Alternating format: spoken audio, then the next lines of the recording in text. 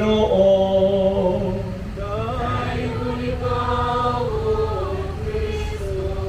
Manglingkod, maayong gabi ka na itong tanan. Salamat kayo, kaya iimbitar kong usap alang sa pagsaulog sa Santos na Misa sa adlaw na Domingo o sa atong anticipated Mass dinhi sa ato ang katilingban sa Mitsumi, Danao, mga igsoon. So, atong kamalandungan karon ang ato ang kamubo nga Ebanghelyo pinaagi mga igsoon o usa ka sugilanon. Tuguti ako sa pagbatbat ni mga igsoon diha kaninyo. Diha ko'y pare, unya ang maong pare na problema siya kung unsaon niya pag-motivate ang iyang mga parishioners. Mao nga aron ang iyang parishioner mamahimo kayod sila nga matinud-anon, dili bakakon, dili urukan. No? Kailan mo urukan? May dagang baligyan na urukan man eh. Muranan, no? O gani nga, mga igsoon, iya kini pinaagi sa mga kaslunon. Oo. So niya, yato ini-apply para magpakasal na, nagpasuwat sila. O niya, ang pare sa mga parokya, dili na siya muhatag o itawag na itong grade sa magpakasal. Okay, bati para niya ba murag di kayo dili efektibo. Mao nga mingon siya, depende sa inyong ihatag na limos sa atong parokya. So dili na ko mo require kaninyo nga mao kini ang inyong angay na ihatag na limos aron mo makasal, no? Sa atong mga angayan na iabuloy sa atong parokya. So mao nga ang kura dihay nang apply. So unang paris, iyang giingnan ang pare. Unsa gani kadako ang imong gugma sa imong asawa o unsa siya kagwapa ing anak sa kadako ang imong limos sa parokya. No? Sus naglibog ang mao lalaki kay laki magid na mao imong hatag sa limos. Mao kadto nga naglibog siya pila magdrive ka pa din. Depende sa kagwapa sa imong uyab, ang imong pangasawon, o depende po sa imong gugma kaniya. Mao mga kaigsuonan nga ang gihatag sa unang batch o sa unang parisan nihatag siya 5,000. Nga ang kagwapahon sa iyahang asawa median sa 10,000. So 5,000 ang iyahang gihatag. Sa to pa dili kayo subidahon og naong, dili sad pwede sad nga imong ikasalida ngadto sa kolon. No? Oo. Sa mao kadto 5,000. Ingon na pare, okay naman na, bisag pila naman. Kaya ang kasal ron, mo ato kag syudad, so tag pila. Kung ato ka sa San Pedro Calungsod, di ba, 40,000 man siguro na. No? Dagko kayo mga igsoon. So 5,000. Alidawat ko ng pare. Koy, sige, salamat. Oo. Bisag pila naman, imong ihatag. Why dili pinugsanay?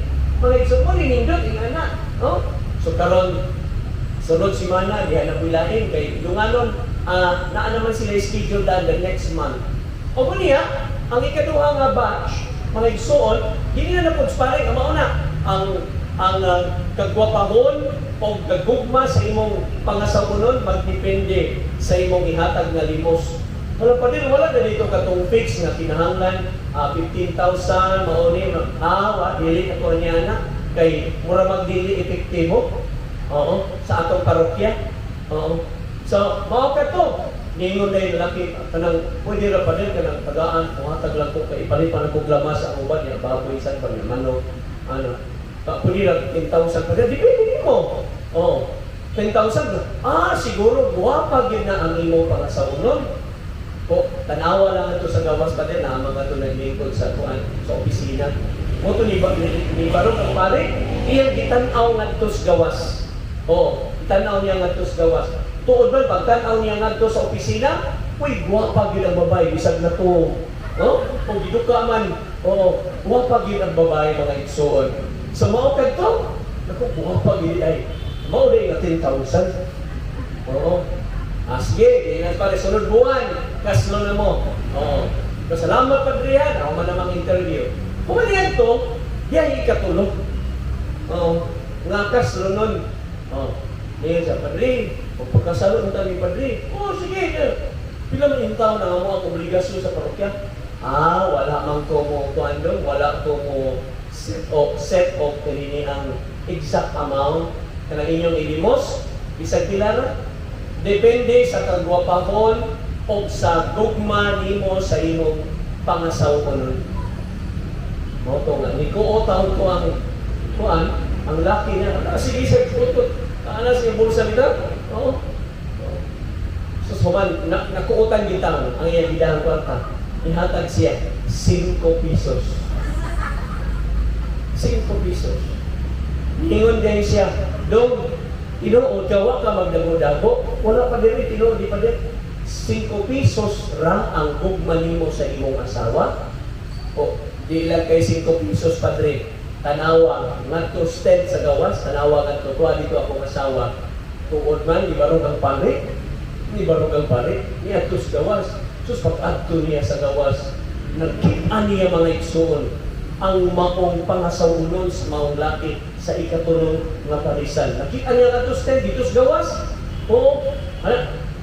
Pertirin. Kanang bitaw inyong bitaw sa mga babae, kanang inyong i-foundation sa inyong nawa. Pertig. Sinawa. Anak ikaw? Naapay simod sa babae nga. Kanang bitaw ragpak ko na. Anak ikaw? Sus, patugra na 5 pesos na. Kay puwerte man din guwapaha. Niya, nihapit siya sa opisina. Sister, pwede pasinsiwan niyo ngunit tag 5 pesos, itag piso ba? 5. Okay. Saan mo niyo pa rin? Sige lang doon, ang pila na. Wala. So, dito sa opisina, dong, tinuod niyo dong, sakto gini ay 5 pesos yun ang imong gugma sa imong asawa o nagdipindi sa iyang nitsura. Tagaan ti kag sukli nga 3 pesos. End of the short story. Mga igsoon, ang gugma nato sa Ginoo, nga iyang gisulti ka nato karon, ang nagigugma ka nato, magtuman sa akong gisugo. Ang gugma sa Ginoo, nga iyang yatag ka nato, walay presyo.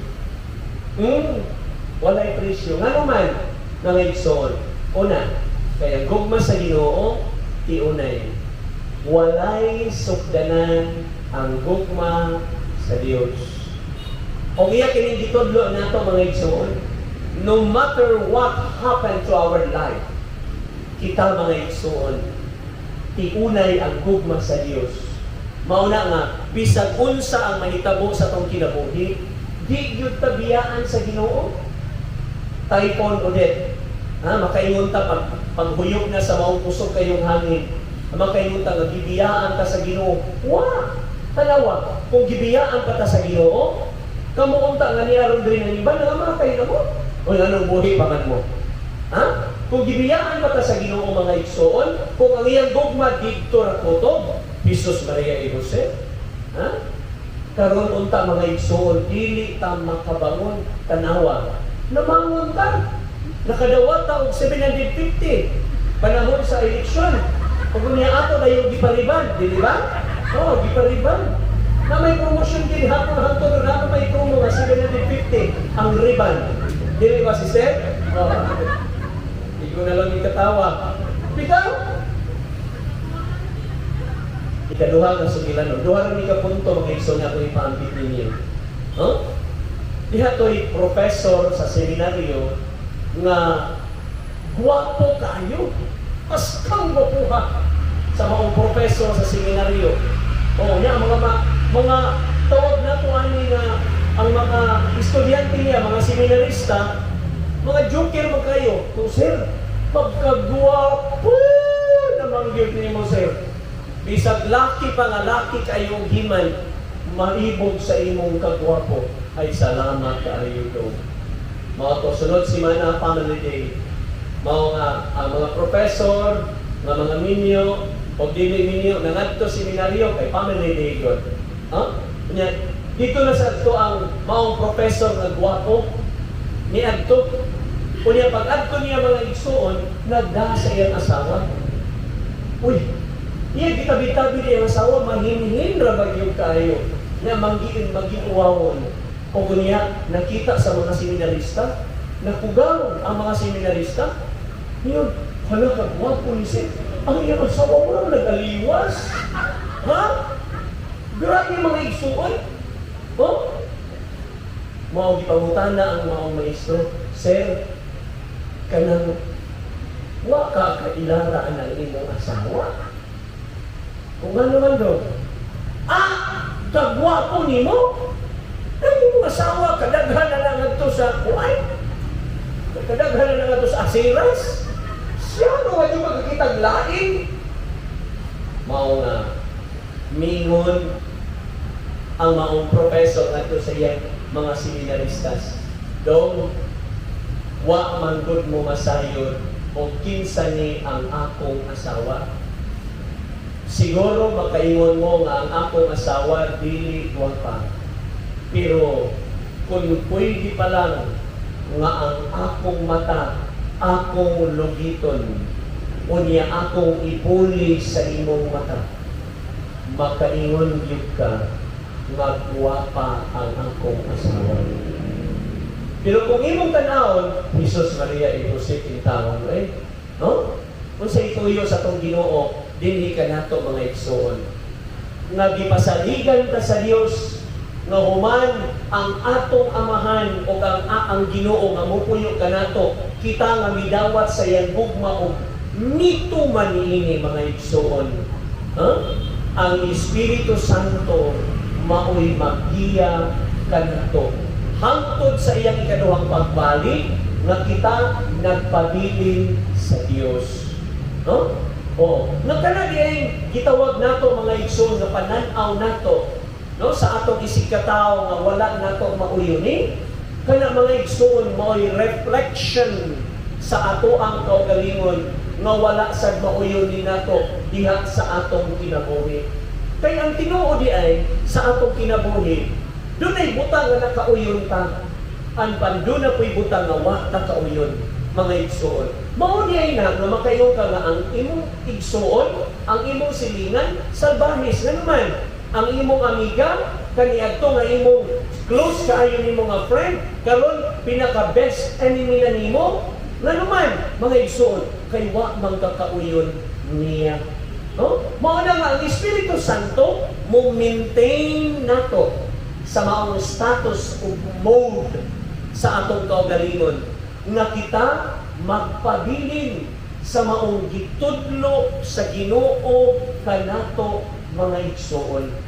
Mao na unsa may hagit sa tong Ginoo alang kanato ni duha ka punto karon sa atong pamalandong. Number 1, mga igsoon, sabto nato ang dugma sa Dios nga iyahang gitudlo kanato sa wala pa siya mugikan.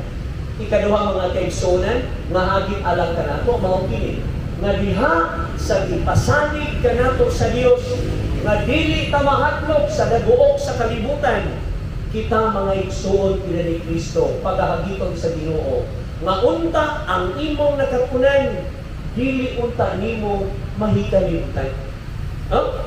Ang imong nadawat sa Ginoo dili unta kini nimo ibaliba. Kay kayano sa atong kinabuhi mga igsoon, kita ipakadako sa atong Dios. Amen? Manindo.